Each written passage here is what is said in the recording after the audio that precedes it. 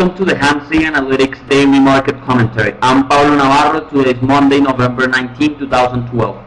For the market internals, the New York Stock Exchange advanced decline differential closed at 2,288. Nasdaq advanced decline differential closed at 1,417. We had 13 new 52-week highs for the S&P 500 and 3 new 52-week lows for the S&P 500. Very bullish action here today on market internals. For the volatility, 1,079,000 contracts traded on the VIX today, with 137 million in total premium paid. Huge volume here on the VIX.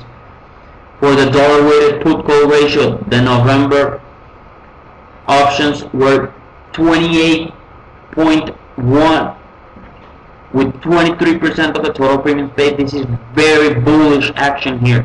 On January, we saw a 0.45, which is bearish, with 34%, and in February, a 2.87, which is bullish, with 18% of the total premium paid. You can see here the action. The first month was very, very bullish action here today.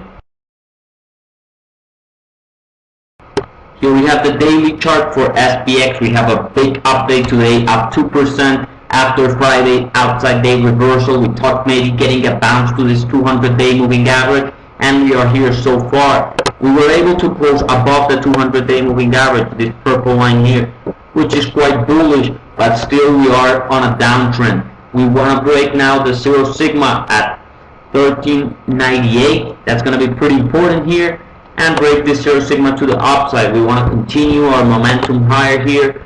You can see here CI was green already, and now we're turning higher, trying to put in a base, and that's going to be important here. But what I want to mention here, we are still on a downtrend. Do not get fooled. Maybe we're getting a dead cat bounce here to this 200-day moving average before we want to pull lower. Our target was catch this bounce to this 200-day moving average. We talked about it from Thursday, Friday, and now we got in our target perfectly.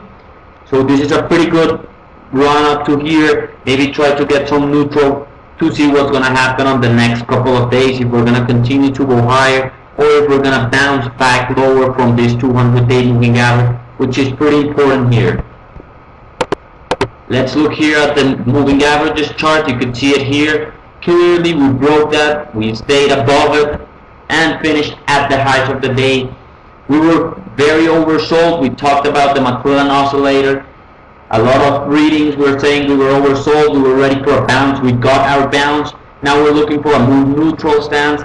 See what's going to happen around this area. Maybe come and test the 200-day moving average to the downside. See what happens if we're going to go back up, or if we're going to just go lower and this was only a dead cat bounce. From here, more like a neutral. Watch and wait.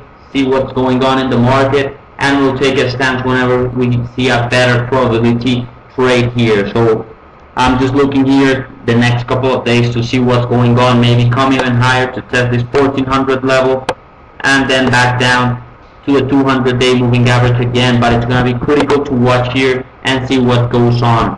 If we look at our weekly support, pivot, and resistance, we broke support resistance number 1 at 1386. And now we're looking for 1409. That's a little overextended. Remember, we have Thursday, the market is closed, and Friday we only have until midday, so we have a very short week. We're looking more like a consolidation around this area, in my opinion, for the next couple of days here to see what happens. Going to SPY chart here, you can see very nice move up, almost 2% up for the day. And maybe looking for that 140 level. That's going to be our next target on the upside. But as I mentioned, we want to see how the prices and the market react to this 200-day moving average. Are we going to be able to stay above it? Are we just going to be momentarily up? So we want to see tomorrow and Wednesday, how are the market acting with this price. Very interesting also. As we mentioned, Friday we bounced off the 55-week moving average. That was also important on our sell-off intraday and when we had an outside day reversal. So let's watch here. Maybe we did find the bottom, but we want to get some more confirmation.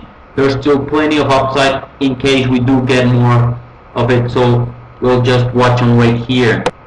For the levels we're watching here, We're looking for 141.33. That's a little overextended again, and maybe even a pullback to 136.80. That would be a big sell-off from this, and would be taken pretty bearish if the week ends up below that level.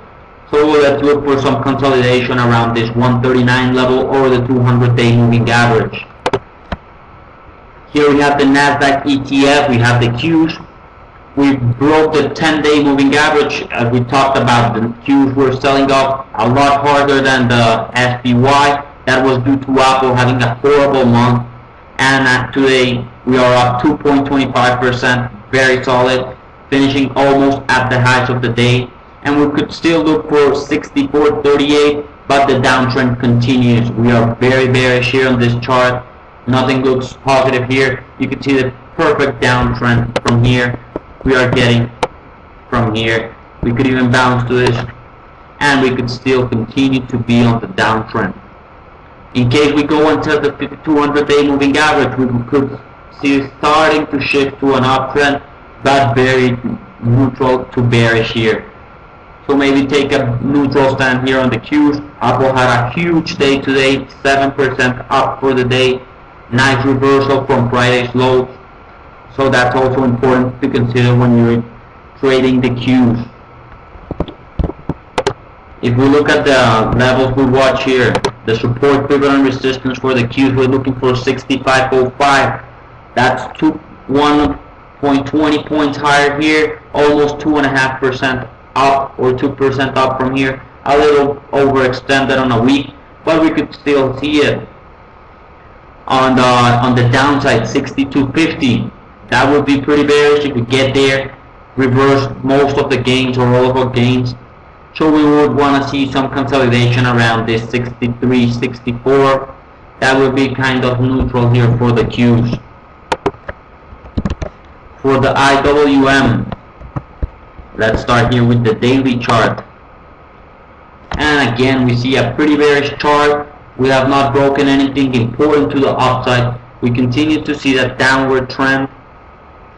We are right now at the 55-week moving average, which is also important.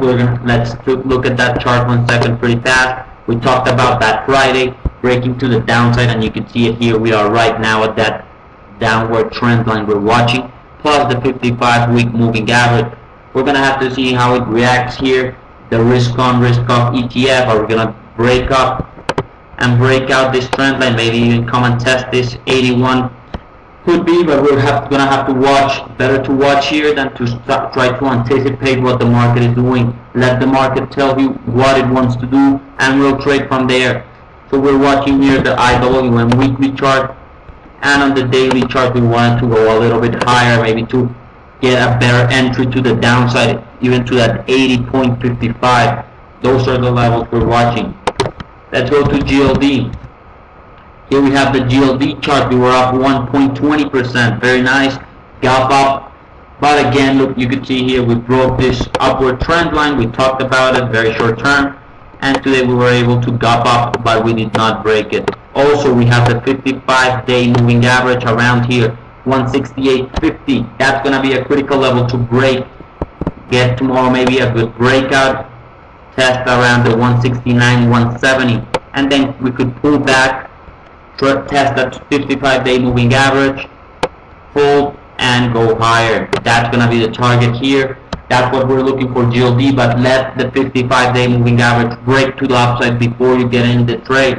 If we fail here, we are looking for lower prices. So watch, GLD may be on a very short term. We are looking for a trade here. We just want to see if we are going to be able to break to the upside that 55-day moving average, which has been pretty good resistance here.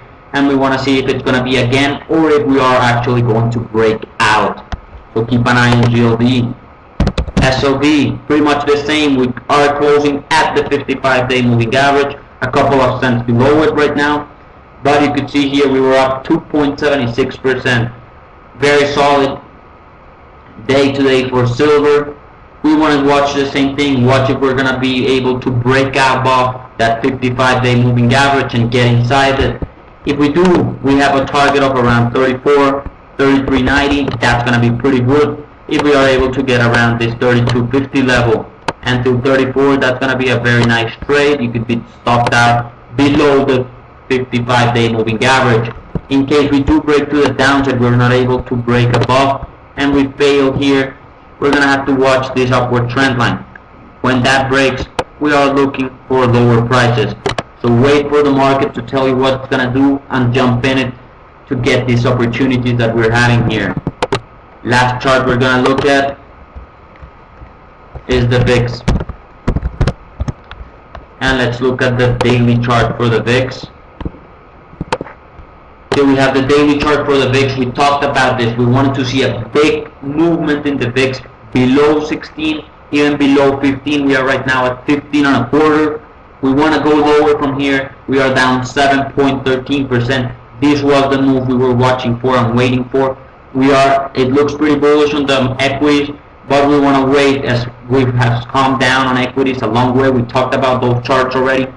Here on the VIX, we could go a little lower, maybe go to 14.50. That's going to be a target here on the VIX. Watch the VIX for more signs here, as we are getting very interesting levels on SPX and the VIX.